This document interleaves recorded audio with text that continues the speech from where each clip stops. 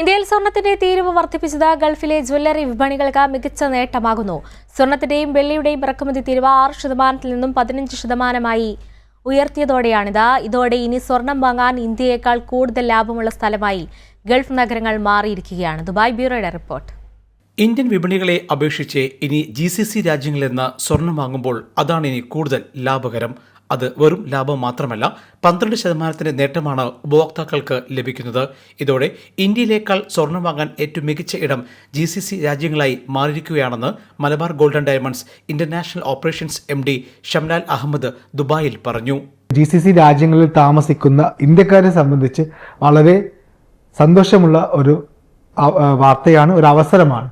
കാരണം ഇന്ന് ഇന്ത്യയും UAE-യിലും നമ്മൾ കമ്പയർ ചെയ്യുകയാണെങ്കിൽ സ്വർണ്ണാഭരണങ്ങൾക്ക് ഏകദേശം 12% കുറവ് ഇന്ന് UAE-യിൽ കാണാൻ സാധിക്കുന്നുണ്ട്. അത് ഇന്ത്യയിൽ നിന്ന് ദുബായിൽ വിസിറ്റ് വരുന്ന ആളുകളാണെങ്കിൽ അവർക്ക് വാറ്റിലും റീഫണ്ട് കിട്ടുന്നുണ്ട്. 24 കാരറ്റ് സ്വർണ്ണ ബാറുകൾ പോലുള്ള നിക്ഷേപ പദ്ധതികൾക്ക് UAE വാറ്റ് എന്ന നികുതി ഈടാക്കുന്നില്ല.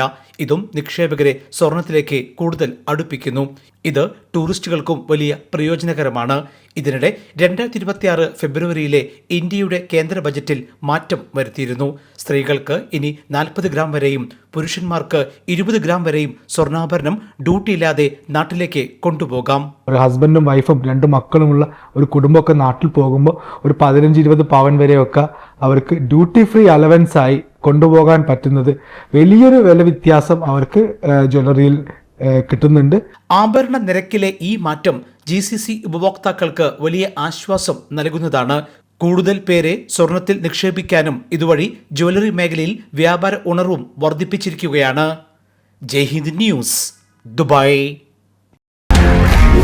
One anchor every week, 20 years, 1,000 episodes on one TV channel. Middle East This Week, an Elvis Chumar TV show.